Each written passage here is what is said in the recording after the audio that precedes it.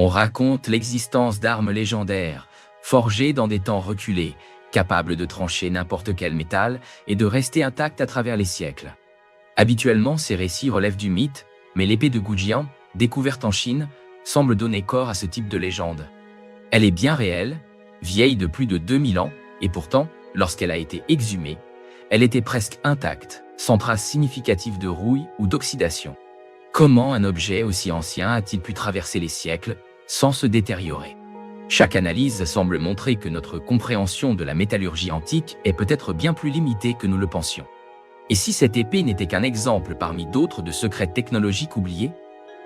Si ce genre d'énigme vous fascine, abonnez-vous à la chaîne, car ce que vous allez découvrir pourrait bouleverser tout ce que nous pensions savoir sur les capacités de nos ancêtres. L'épée a été mise au jour dans les années 1960, parmi un ensemble d'artefacts appartenant au royaume de Yu, une ancienne civilisation chinoise. Elle daterait de la période des royaumes combattants, le siècle avait JC, et aurait appartenu au roi Gujian. Ce qui stupéfia les archéologues fut son état de conservation exceptionnel. Sa lame brillait encore, son tranchant était intact, et elle ne montrait aucune corrosion apparente. Aucune des caractéristiques typiques des armes anciennes, ternissement, fissures, altérations, ne semblait l'avoir affectée. Comment cela est-il possible? S'agit-il d'un coup de chance, d'un environnement exceptionnellement favorable? Ou bien, les forgerons de l'époque maîtrisaient-ils des techniques inconnues? Certaines analyses ont montré que l'épée était composée d'un alliage de cuivre et d'étain, lui conférant à la fois souplesse et robustesse. Mais des traces de plomb et de fer y ont également été détectées, ajoutant au mystère. Aucune de ces explications ne suffit à elle seule à justifier son état quasi immaculé. Certains chercheurs suggèrent que le sol dans lequel elle était enterrée a contribué à sa préservation, formant une sorte de barrière naturelle contre l'humidité et l'oxygène. Mais pourquoi cette épée en particulier, et non d'autres armes de la même époque? Une autre hypothèse évoque un traitement volontaire du métal, une couche protectrice appliquée lors de sa fabrication. Mais si un tel procédé existait, pourquoi ne s'est-il pas généralisé dans l'histoire de la métallurgie chinoise? Peut-être ce savoir était-il réservé à l'élite, ou bien perdu à cause des guerres et des changements dynastiques? L'épée ne semble pas être une simple arme de guerre. Elle porte des inscriptions détaillées, confirmant son association au roi Gujian. Cela laisse penser qu'elle était un symbole de pouvoir autant qu'un outil de combat.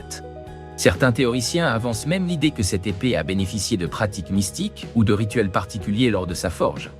Dans la culture chinoise ancienne, les objets de valeur étaient souvent bénis par des cérémonies religieuses, et certaines traditions parlent de traitements spéciaux à base d'huile ou d'extraits naturels destinés à protéger le métal. L'aspect presque sacré de l'épée de Gujian renforce son mystère. Et si elle n'était pas seulement le fruit d'un savoir-faire exceptionnel, mais également d'une forme de spiritualité associée aux objets royaux? Pourquoi cette épée a-t-elle résisté au temps alors que d'autres armes similaires ont succombé à l'oxydation? Les experts en métallurgie suggèrent que les forgerons de Yu avaient peut-être découvert empiriquement une formule anti-corrosion, mais que ce savoir s'est perdu à travers les âges. Ce ne serait pas la première fois qu'une technique avancée disparaît de l'histoire. On sait, par exemple, que les Romains utilisaient un béton si résistant que certaines de leurs constructions ont traversé les millénaires sans s'effondrer. Et pourtant, la recette exacte de ce béton s'est perdue. Le fait que peu d'armes comparables aient été retrouvées en si bon état renforce l'idée que cette épée était unique en son genre, soit par la composition de son métal, soit par des conditions exceptionnelles de conservation. Des textes anciens rapportent que le royaume de Yu possédait des forgerons capables de créer des armes qui défieraient le temps et l'acier des ennemis. Était-ce une simple exagération poétique, ou y avait-il un fond de vérité? Certaines rumeurs exagérées affirment que l'épée de Gujian peut trancher le métal, bien que cela n'ait jamais été démontré scientifiquement. Toutefois, des tests de coups récents montrent qu'elle est encore incroyablement aiguisée, bien plus que ce que l'on attendrait d'un artefact aussi ancien. Ce qui rend cette épée fascinante, c'est sa longévité combinée à sa perfection technique. Elle nous force à revoir notre perception du savoir-faire des civilisations anciennes. La découverte de l'épée de Gujian soulève une question fondamentale. Combien d'autres artefacts du même type pourraient encore être enfouis sous terre, préservés par des conditions idéales? Les archéologues estiment que de nombreux trésors de la période des royaumes combattants dorment encore dans des tombes non explorées.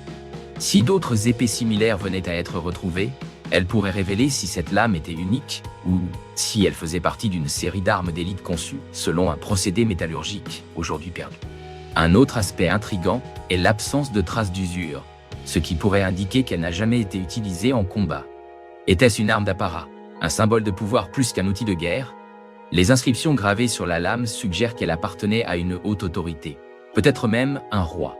Certains textes historiques font allusion à des armes bénies par des rituels, renforçant l'idée que cette épée aurait pu être consacrée et considérée comme un objet sacré, destiné à préserver son propriétaire autant que sa propre intégrité physique. Les tentatives modernes de recréer une arme aussi résistante ont donné des résultats mitigés. Même avec des connaissances avancées en métallurgie, les scientifiques peinent à comprendre comment une épée datant de plus de 2000 ans a pu survivre sans altération. Les méthodes utilisées par les forgerons de Yu demeurent une énigme.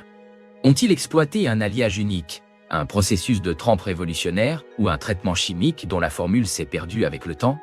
L'histoire de l'épée de Gujian nous rappelle que certaines avancées technologiques peuvent disparaître aussi vite qu'elles sont apparues.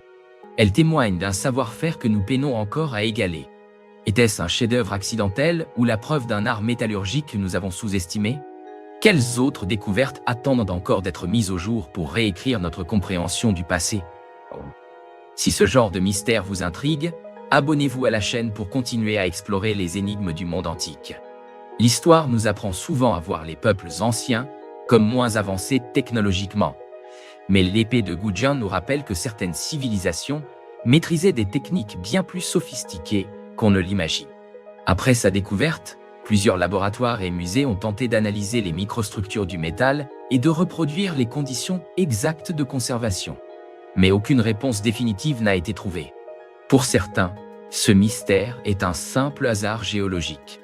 Pour d'autres, il s'agit d'un savoir-faire perdu, voire d'un secret caché de l'histoire chinoise. Que nous reste-t-il à apprendre sur la métallurgie antique? Combien d'autres objets extraordinaires dorment encore sous terre, attendant d'être découverts? L'épée de Gujian est un témoignage vivant de l'intelligence et du génie des artisans du passé. Son existence même réécrit notre compréhension des technologies antiques. Si cette épée a traversé plus de 2 millénaires sans s'altérer, combien d'autres artefacts extraordinaires attendent encore d'être mis au jour? Peut-être que notre vision des civilisations anciennes est trop limitée et que leur savoir, loin d'être primitif, recelait des secrets que nous n'avons pas encore percés.